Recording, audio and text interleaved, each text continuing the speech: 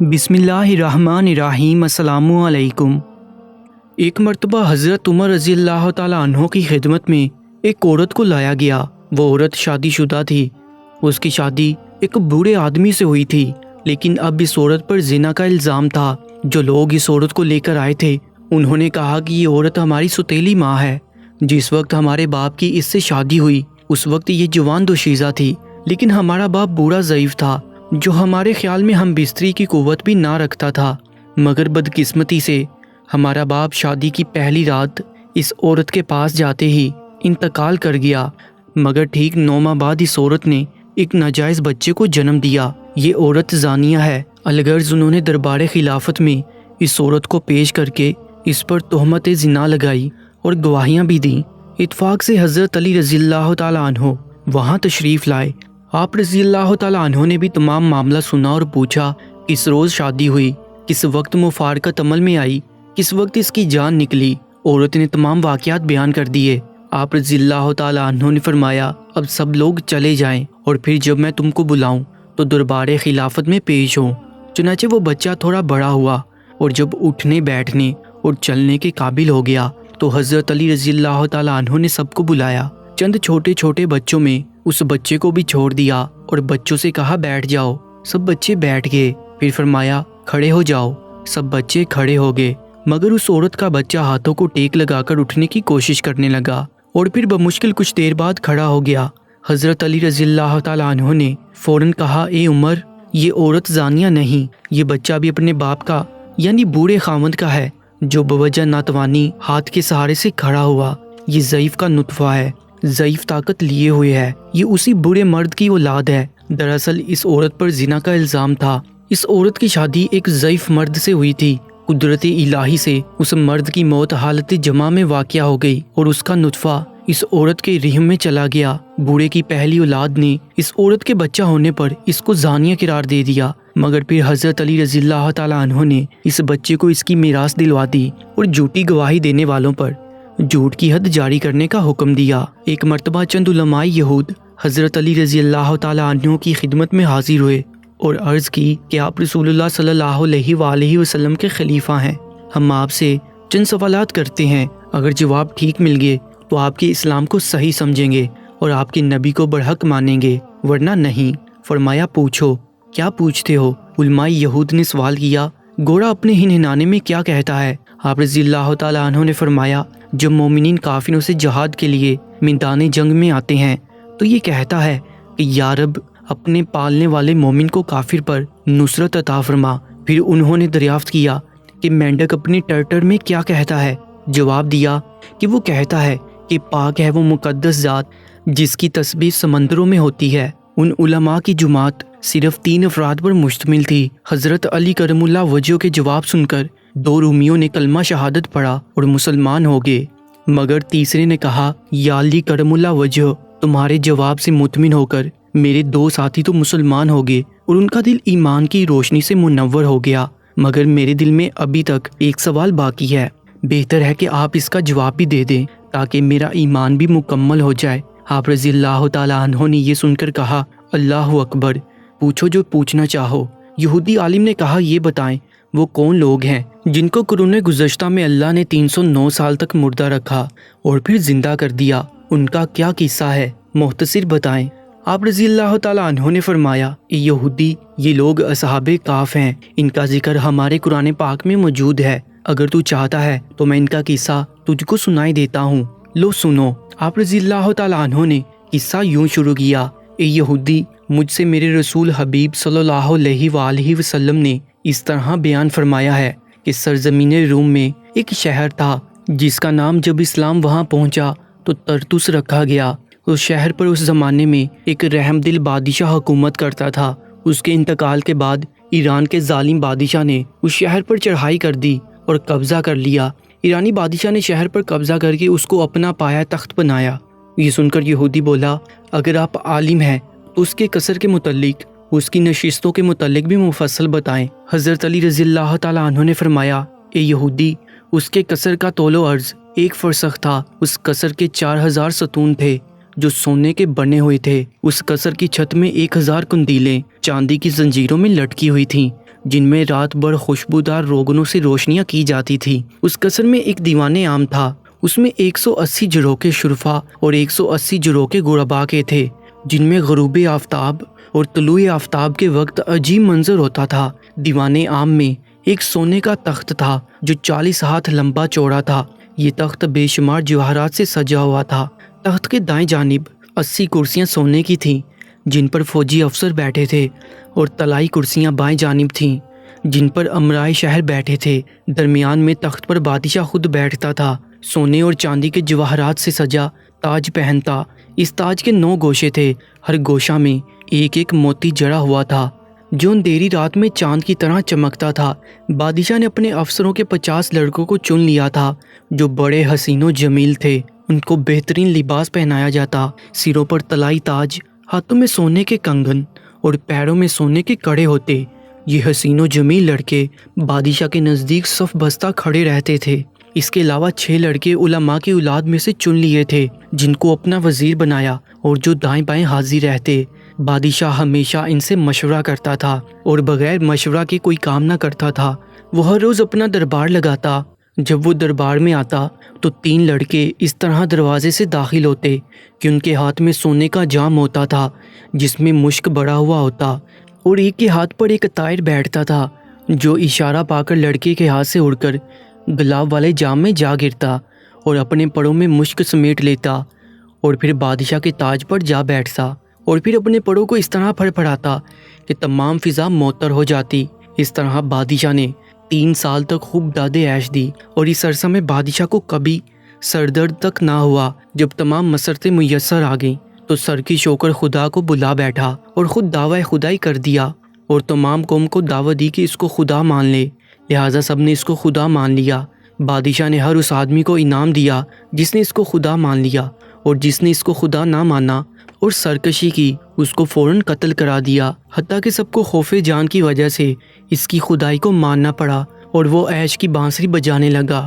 ایک عرصہ بعد کسی عید کے موقع پر جب وہ عید کی مبارک بادیں تخت پر بیٹھا لے رہا تھا تو ایک فوجی نے آ کر یہ وحشت ناک خبر سنائی کہ فارس کے فوجیوں نے بغاوت کر دی ہے اور قصر کو چاروں طرف سے گھیر لیا ہے، اور وہ آپ کو قتل کرنا چاہتی ہے۔ اس خبر کو سنتے ہی بادشاہ اتنا گھبرایا کہ اٹھتے ہوئے لڑکھڑاتا ہوا زمین پر آ گیا، اور اس کے سر سے تاج بھی گر گیا۔ اس حال کو دیکھ کر دانی طرف کے وزیروں نے ایک دوسرے کو دیکھا۔ تملیخا جو سب سے زیادہ عقل مند تھا کہ سوچنے لگا، واقعی اگر یہ خدا ہے تو ڈرتا کیوں ہے، روتا کیوں ہے، رفع حاجت کیوں کرتا ہے؟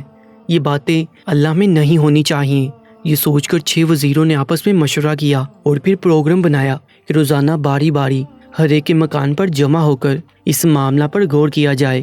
ایک روز تملیحہ کی باری تھی، سب اس کے مکان پر جمع ہوئے۔ کھانا وغیرہ کھایا جانے لگا، مگر تملیحہ نے کھانے میں ان کا ساتھ نہ دیا۔ دوسرے وزیروں نے کھانا نہ کھانے کی وجہ پوچھی۔ اس نے جواب دیا کہ آج میرے دل میں عجیب طرح کا خیال آیا جس کی وجہ سے کھانے پینے کو بالکل دل نہیں چاہتا۔ انہوں نے پوچھا وہ کیا ہے؟ تملیحہ کہنے لگا، یہ آسمان بغیر ستون اور زنجیر کے کس چیز کے سہارے کھڑا ہے، پھر اس میں چاند اور سورج کیسے جڑے ہوئے ہیں، پھر آسمان پر ستارے کس طرح سے سجائے گئے ہیں، پھر زمین پر غور کرتا ہوں کہ کس نے اس پر پہاڑ قائم کیے ہیں، کس طرح سمندر یہاں معجزن ہے، پھر خود پر غور کرتا ہوں کہ کس طرح شکم مادری میں پلتا رہا، کیسے وہاں ہوا خوراک ملتی رہی، اور کس طرح میں بزم ہستی میں آیا ہوں، کس طرح پال پوس کر مجھ کو جوان کیا۔ یقیناً کوئی ہستی ہے جو ان مشکل ترین امور کو آسان بناتی ہے۔ تملیحہ کی تقریر سن کر 5 وزیر دم بخود ہو کر رہ گئے اور اٹھ کر اس کے ہاتھ چومنے لگے کہ آج تم نے وہ بات کہی ہے جو عرصہ سے ہمارے دماغ میں پنہا تھی۔ اب سب نے مشورہ کیا کہ اب کیا کرنا چاہیے، اور یہ طے پایا کہ اس ظالم جابر بادشاہ کی بادشاہت سے دور بھاگ جانا چاہیے اور اس خدا کی پناہ میں چلے جائیں جو ان امور کو انجام دینے والا ہے، جو حقیقی مالک ہے۔ پھر تینوں اپنی جگہ سے اٹھے، بازار میں آ کر 3 درہم کے خرما خریدے اور اپنی چادر میں باندھ لیے اور گھوڑوں پر سوار ہو کر شہر سے نکل پڑے۔ تقریباً 3 میل نکل جانے کے بعد تملیحہ نے کہا کہ اب ہم ظالم بادشاہ کے ملک سے باہر آ گئے ہیں، اب کوئی فکر نہیں، اب گھوڑوں سے اتر کر پیدل چلیں اور اللہ ہمیں کوئی اطمینان بخش جگہ عطا کر دے گا۔ یہ سن کر سب گھوڑوں سے اتر پڑے۔ جب 217 فرسخ راہ طے کر لی تو ان کے پاؤں سے خون جاری ہو گیا، کیونکہ ناز کے پالے تھے، اس طرح کبھی سفر نہ کیا تھا۔ اتفاقاً ان کو ایک چرواہا نظر آیا۔ چرواہے سے انہوں نے پانی یا دودھ طلب کیا۔ اس نے کہا، ہاں میرے پاس سب کچھ ہے، مگر پہلے اپنا حال سناؤ، کیوں کر تمہارے چہروں سے خوف ٹپک رہا ہے۔ انہوں نے کہا، اے شخص، ہم ایسے دن میں داخل ہو گئے ہیں جس میں جھوٹ بولنا نہیں ہے، اس لیے ہم کو پورا واقعہ بیان کرنا پڑے گا، لیکن تمہیں بھی وعدہ کرنا پڑے گا کہ ہمیں کسی قسم کا نقصان نہیں پہنچاؤ گے۔ چرواہے نے کہا کہ بے فکر رہو، تمہیں کسی قسم کا نقصان نہیں پہنچائیں گے۔ تب انہوں نے اپنا پورا واقعہ چرواہے کو سنا دیا۔ قصہ سننے کے بعد چرواہا قدموں میں گر گیا اور وہ بھی اس دن میں شامل ہو گیا اور کہنے لگا کہ کچھ دیر ٹھہر جاؤ، میں یہ میرے مالکوں کے حوالے کر رہا ہوں۔ وہ جا کر واپس آیا اور ان کے ساتھ ہو گیا اور ساتھ اس کا کتا بھی ہو لیا۔ اتنا سننے کے بعد یہودی بولا، یا علی کرم اللہ وجہ، اگر آپ کو علم ہے تو بتائیے وہ کتا کس رنگ کا تھا؟ حضرت علی کرم اللہ وجہ نے فرمایا کہ میرے رسول محمد صلی اللہ علیہ وآلہ وسلم نے فرمایا کہ وہ کتا سیاہ اور سفید رنگ کا تھا اور اس کتے کا نام قطمیر تھا، اور ان لوگوں نے اس کتے کو دیکھا تو کہا، یہ کتا بھونک کر ہمارا راز فاش کر دے گا، اس کو بھگا دینا چاہیے۔ بس انہوں نے کوشش کی کہ وہ کسی طرح بھاگ جائے، مگر اس کتے نے کسی طرح اپنے مالک سے جدا ہونا گوارا نہ کیا۔ ان لوگوں نے پتھر اٹھایا کہ اس کو ڈرایا جائے، مگر اس نے مالک کے قدموں میں لوٹنا شروع کر دیا اور قدرت الہی سے اس کو زبان مل گئی اور گویا ہوا کہ اے لوگو، مجھے کیوں اپنے سے دور کرتے ہو، جبکہ میں تمہاری طرح اپنے پروردگار کی وحدانیت کی گواہی دیتا ہوں۔ مجھ کو اپنے ساتھ رہنے دو تاکہ میں دشمنوں سے تمہاری حفاظت کر سکوں۔ یہ سن کر سب کو حیرت ہوئی اور اس کو اپنے ساتھ چلنے کی اجازت دے دی۔ وہ چرواہا ان سب ساتھیوں کو لے کر ایک پہاڑ پر چڑھ گیا۔ وہاں ایک غار تھا۔ جب یہ لوگ اس غار کے درمیان پہنچے تو کیا دیکھتے ہیں کہ غار کے درمیان میں ایک بہت بڑا صحن موجود ہے۔ اس میں درخت بھی لگے ہوئے ہیں اور ان درختوں پر تازہ میوہ اور پھل لگے ہوئے ہیں، اور قریب ہی ایک ٹھنڈے اور میٹھے پانی کا چشمہ بھی بہہ رہا ہے۔ قدرت کی نعمتوں کو دیکھ کر خدا کا شکر بجا لائے اور خوب سیر ہو کر پھل کھائے، پانی پیا اور آرام کیا۔ پھر آہستہ آہستہ رات کی تاریکی پھیلنے لگی تو غار میں جا کر پناہ لی، اور ان کا کتا غار کے دروازے پر پہرا دینے لگا اور غار کا راستہ روک کر بیٹھ گیا۔ جب یہ سب افراد سو گئے تو پروردگار عالم نے ملک الموت کو حکم دیا کہ ان سب کی روحیں قبض کر لی جائیں۔ چنانچہ ان کی روحیں قبض کر لی گئی۔ اس کے بعد اللہ تعالیٰ نے ہر فرد پر 2 فرشتوں کو قائم کیا اور فرشتوں کو حکم دیا کہ وہ ان کو دائیں بائیں کروٹیں بدلواتے رہیں، اور سورج کو حکم دیا کہ وہ ان کے دائیں بائیں اپنی کرنوں سے نور افشانی کرتا رہے تاکہ ان کے جسم بوسیدہ نہ ہو۔ اب بادشاہ کا ذکر سنیے۔ جب وہ جشن منا کر واپس لوٹا تو اپنے 6 وزیروں کو نہ پا کر دوسرے افسروں اور اہل دربار سے معلوم کیا۔ کچھ لوگوں نے لا علمی ظاہر کی، مگر ان 2 رومیوں نے بادشاہ کو بتلایا کہ ان کے وزیروں نے ایک خفیہ مجلس بلائی تھی، جس میں غور کرنے کے بعد انہوں نے اپنا ایک نیا خدا بنا لیا ہے اور تیری خدائی سے منکر ہو گئے ہیں۔ یہ سن کر بادشاہ غصہ میں پیچ و تاب کھانے لگا اور فوراً اپنے سپہ سالار کو بلایا اور حکم دیا کہ ایک لشکر بہترین قابل رومیوں کا فوراً ان کے پیچھے ان کی تلاش میں بھیجا جائے۔ چنانچہ حکم کی تعمیل کی گئی اور فوج کے جوان ان کی تلاش میں روانہ ہو گئے۔ وہ فوجی شہر میں ہر جگہ ان کو تلاش کرتے رہے، مگر وہ لوگ نہ ملے۔ ان کو معلوم ہوا کہ وزیر بادشاہ کے خوف سے شہر سے باہر کسی جگہ بھاگ گئے ہیں، تو وہ لوگ پاؤں کے نشان دیکھتے دیکھتے پہاڑی کے قریب پہنچ گئے۔ بادشاہ چونکہ بہت غصے میں تھا، لہٰذا اس سے صبر نہ ہو سکا۔ وہ بھی کچھ جوان لے کر اپنے فوجیوں سے جا ملا اور تلاش کرتے ہوئے غار کے درمیان تک پہنچ گیا۔ اتفاقاً بادشاہ نے غار کے اندر جان کر دیکھا کہ سب کے سب مرے پڑے ہیں۔ اس نے اپنے فوجی آفیسر کو اپنے پاس بلایا اور کہا، یہ لوگ اگر میرے ہاتھ لگ جاتے تو اس سے زیادہ اور کیا سزا دیتا جو انہوں نے خود ہی اپنے لیے تجویز کر لی ہے۔ فوراً اس غار کے دہانے پر ایک دیوار چن دی جائے۔ فوجیوں نے مل کر بہت جلد غار کے دہانے کو چونے کے پتھر وغیرہ سے بند کر دیا اور اپنے فوجیوں سے کہا کہ ان کے خدا سے کہہ دو کہ اگر یہ لوگ سچے ہیں تو ان کو اس غار میں سے نکال دے، اور یہ کہہ کر اپنی فوج لے کر واپس اپنے شہر آ گیا۔ یہ وزیر اور چرواہا وغیرہ اسی حالت میں 300 سال تک پڑے رہے۔ 300 سال بعد خداوند کریم نے فرشتوں کو حکم دیا کہ ان لوگوں میں دوبارہ روح پھونک دی جائے، اور یہ لوگ آنکھیں ملتے ہوئے اٹھ کر بیٹھ گئے اور ایک دوسرے سے کہنے لگے کہ آج رات کو اتنے بے سود ہو کر سوئے کہ اپنے اللہ کی عبادت بھی نہ کر سکے، چلو باہر چشم پر منہ ہاتھ دھوئیں۔ اٹھ کر دیکھا کہ غار کا دہانہ بالکل کھلا ہوا ہے۔ غار سے باہر نکل کر دیکھا تو وہاں چشمہ نہیں تھا اور درخت بھی سوکھ گئے تھے۔ وہ لوگ بڑے حیران ہوئے کہ ایک رات میں کیا سے کیا ہو گیا، چشمہ ایک رات میں کیسے خشک ہو گیا ہے، درخت کہاں چلے گئے؟ بہرحال اس کو پھر دیکھیں گے، مگر سب کو سخت بھوک لگی ہوئی تھی۔ سوچنے لگے کہ پھلدار درخت تو ہے نہیں، کسی کو بھیجنا چاہیے کہ شہر سے جا کر کھانا لے آئے۔ سب نے مل کر مشورہ کیا اور یہ طے پایا کہ تملیخا نے شہر جائے۔ تملیخا نے چرواہے کے لباس سے اپنا لباس تبدیل کیا کہ پہچانا نہ جاؤں، اور کچھ درہم لے کر شہر کو چل دیا، اور بہت ہوشیاری سے کہ کہیں بادشاہ یا اس کے آدمی نہ دیکھ لیں، وہ شہر کے دروازے تک پہنچ گیا۔ وہاں کیا دیکھتا ہے کہ شہر کے دروازے پر ایک جھنڈا لگا ہوا ہے جس پر ان کا کلمہ لکھا ہے۔ تملیخا بہت دیر تک اس جھنڈے کو غور سے دیکھتا رہا اور حیران ہوا اور شہر میں داخل ہوا۔ کوئی شخص شناسا نہ تھا۔ پھر ایک نان بائی کی دکان پر گیا، اس سے پوچھا بھائی اس شہر کا کیا نام ہے؟ اس نے کہا افسوس۔ پھر پوچھا بادشاہ کا نام کیا ہے؟ کہا عبد الرحمن۔ پھر کہنے لگا بھائی میرا معاملہ بڑا عجیب ہے، تم یہ درہم لے لو اور ان کا کھانا دے دو، مگر کھانا سور کی چربی کا نہ ہو۔ درہم دیکھ کر نان بھائی تعجب میں رہ گیا، یہ کون سے ملک اور کس بادشاہ کا سکہ ہے؟ یہودی بولا یا علی کرم اللہ وجہہ، ذرا یہ تو بتائیں کہ ان سکوں کا کیا وزن تھا؟ آپ نے جواب دیا کہ میرے آقا محمد صلی اللہ علیہ وآلہ وسلم نے مجھے بتایا تھا کہ موجودہ زمانے کے درہم کا 316واں حصہ تھا۔ پھر آپ رضی اللہ تعالیٰ عنہ نے قصہ کو جاری رکھتے ہوئے فرمایا، یہ درہم دیکھ کر نان بھائی بولا کہ تم کو کہیں سے پوشیدہ خزانہ ملا ہے، مجھے بھی حصہ دار بنا لو ورنہ تم کو گرفتار کرا دوں گا۔ تملیخا نے کہا کہ بھائی مجھے کوئی خزانہ نہیں ملا، بلکہ 3 روز پہلے ہم نے خرما فروخت کیے تھے، ان سے یہ درہم ملے تھے۔ اب تم سچ پوچھتے ہو تو بات یہ ہے کہ ایرانی بادشاہ سے ڈر کر ہم لوگ بھاگ گئے تھے۔ نان بھائی نے کہا کہ ایک تو خزانہ میں حصہ دار نہیں بناتے، پھر مزاح کرتے ہو، ایرانی بادشاہ 300 سال پہلے حکومت کرتا تھا، اب کہاں؟ یہ کہہ کر نان بھائی نے ان کو پکڑ لیا۔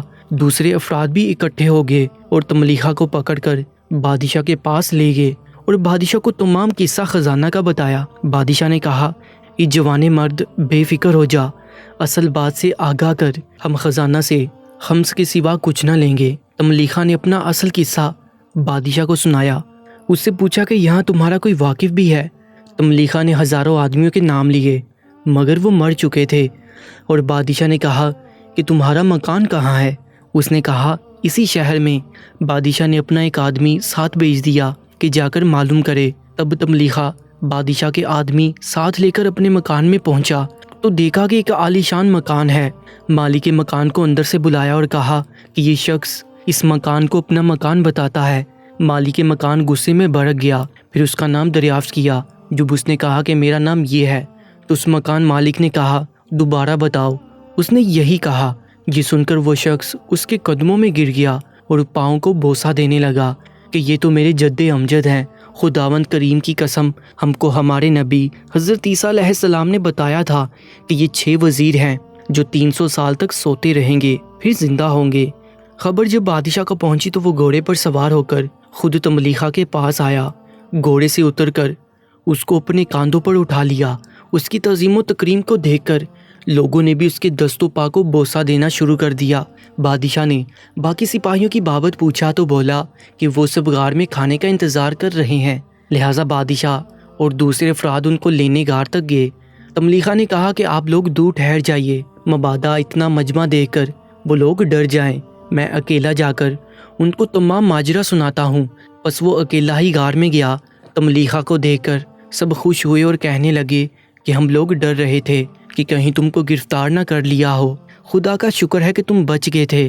تملیخا نے کہا اب یہ قصہ چھوڑ دو اور دوسری بات سنو، بتاؤ کہ تم لوگ کتنی دیر سوتے رہے؟ سب نے جواب دیا شاید 1 رات سوتے رہے ہیں، یا شاید اس سے کچھ کم یا زیادہ۔ تملیخا نے کہا نہیں، بلکہ ہم سب 300 سال سوتے رہے۔ بادشاہ واصل جہنم ہو چکا ہے۔ اب جو بادشاہ ہے وہ اللہ پر ایمان رکھتا ہے، اس کی تمام رعایا بھی ایک خدا پر ایمان رکھتی ہے، اور بادشاہ اور تمام رعایا غار کے باہر جمع ہے۔ انہوں نے میری بہت عزت کی ہے، وہ لوگ تم سب کی زیارت کے شوق میں باہر انتظار کر رہے ہیں۔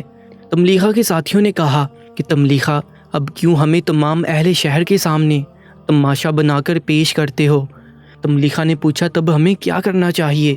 ساتھیوں نے جواب دیا ہم سب دعا مانگتے ہیں، تم بھی اس دعا میں شامل ہو جاؤ۔ آخر سب رضامند ہو گئے اور یہ دعا اپنے رب کے حضور مانگنے لگے۔ اے کل جہاں کے پالنے والے، تجھ کو واسطہ ان عجائبات کا جو تو نے ہم میں ظاہر کیے ہیں، ہماری روحیں دوبارہ قبض کر لے تاکہ اس دنیا کے شر سے محفوظ رہے۔ چنانچہ بارگاہ ازدی میں ان کی یہ دعا قبول ہو گئی اور پروردگار عالم نے فرشتہ کو ان کی روح قبض کرنے کا حکم دیا اور ان کی روح قبض کر لی گئی اور قدرت خداوندی سے غار کا دروازہ خود بخود بند ہو گیا۔ جب کافی دیر تک یہ لوگ باہر نکلے تو اہل شہر جو باہر انتظار میں کھڑے تھے وہ غار تک پہنچ گئے، مگر غار کے اندر جانے کا راستہ نہ ملا اور وہ لوگ اس نتیجے پر پہنچے کہ وہ نیک روحیں دوبارہ اپنے اللہ کے پاس جا چکی ہیں اور اللہ کی قدرت سے باہر کا دروازہ بند ہو گیا اور کوئی راہ ان کے تک جانے کی نہیں ہے۔ ہمارے رب نے ان کو محفوظ کر لیا ہے۔ لوگوں میں کچھ مسلمان بھی تھے، کچھ عیسائی بھی۔ مسلمانوں نے کہا کہ یہ لوگ مسلمان تھے اور گھر کے دروازے پر ان کی یاد میں ایک مسجد بنوائی۔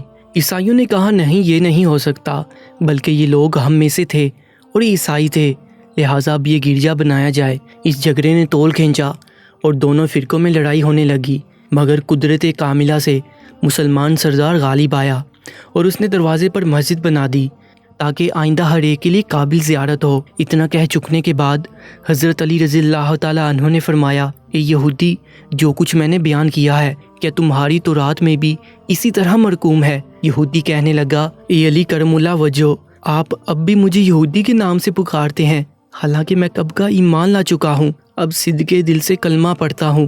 اس نے بھی کلمہ پڑھا اور مسلمان ہو گیا۔ سبحان اللہ۔ پیارے دوستو، اگر آپ ایسے ہی واقعات سننا چاہتے ہیں تو جلدی سے Urdu story time YouTube channel کو سبسکرائب کر لیجئے گا۔ اپنا بہت زیادہ خیال رکھیں۔ انشاءاللہ ملتے ہیں ایک اور ایمان فروز واقعے کے ساتھ۔ مجھے دیجیے اجازت۔ اللہ نگہبان۔